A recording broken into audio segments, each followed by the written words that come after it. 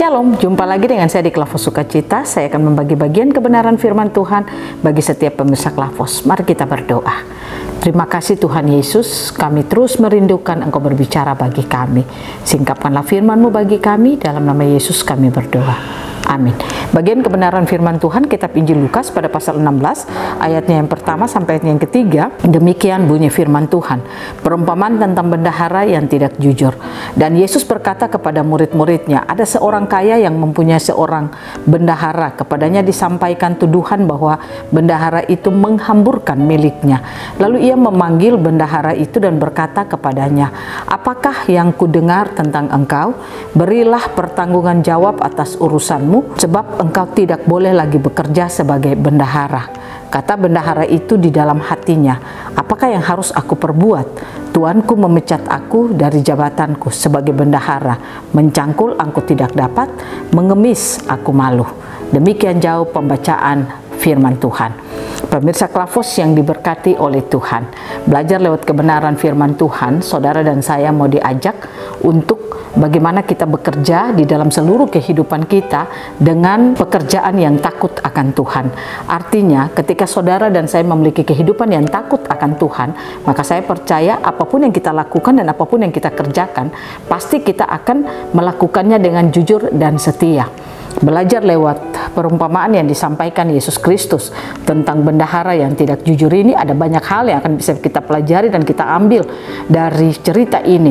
Tetapi saya akan membawa saudara untuk melihat, hanya berfokus pada ayatnya yang pertama sampai ayatnya yang ketiga, di mana Yesus memberikan perumpamaan kepada murid-muridnya tentang seorang bendahara yang bekerja tidak jujur, menyalahgunakan kepercayaan itu. Maka dikatakan, datanglah tuannya kepada bendahara itu dan dia tidak memperbolehkan bendahara itu untuk lagi bekerja.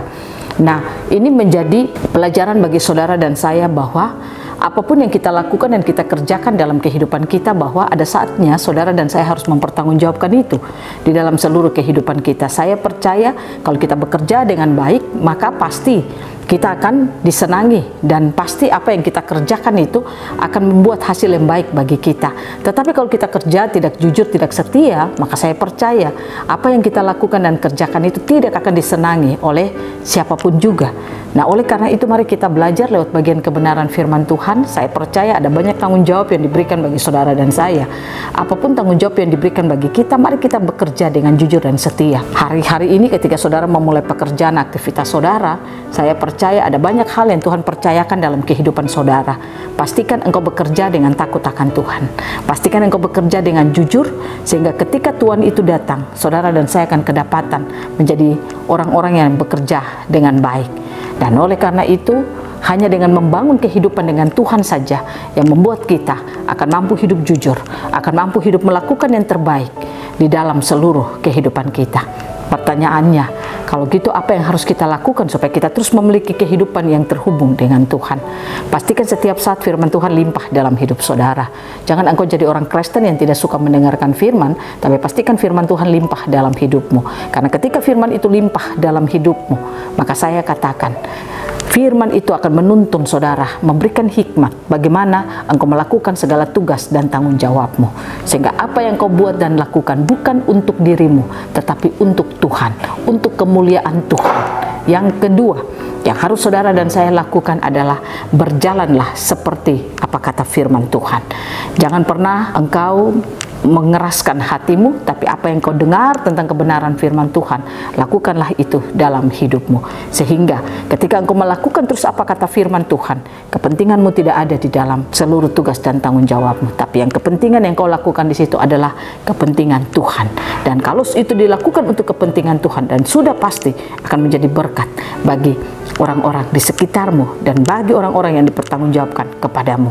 Nah, oleh karena itu, lakukanlah apa kata firman Tuhan dalam hidup saudara. Lakukan terus, jangan keraskan hatimu saat engkau mendengarkan firman. Izinkan hidupmu itu dikoreksi, ditegur, dan dinasehati oleh firman Tuhan. Saya percaya firman Tuhan akan menerangi seluruh jalan kehidupan kita. Yang ketiga, Belajarlah untuk berikan Roh Kudus terus menuntun perjalanan hidup kita. Ketika Roh Kudus terus menuntun perjalanan hidup kita, hari-hari hidup kita pasti akan menyenangkan hati Tuhan dan sesuai dengan apa yang diinginkan oleh Tuhan. Biarlah Tuhan Yesus menolong saudara dan saya, mampukan kita untuk kita hidup sebagai orang-orang yang bertanggung jawab atas apa yang dipercayakan di dalam kehidupan kita. Amin. Mari kita berdoa. Banyak hal yang Kau percayakan dalam hidup kami Tuhan.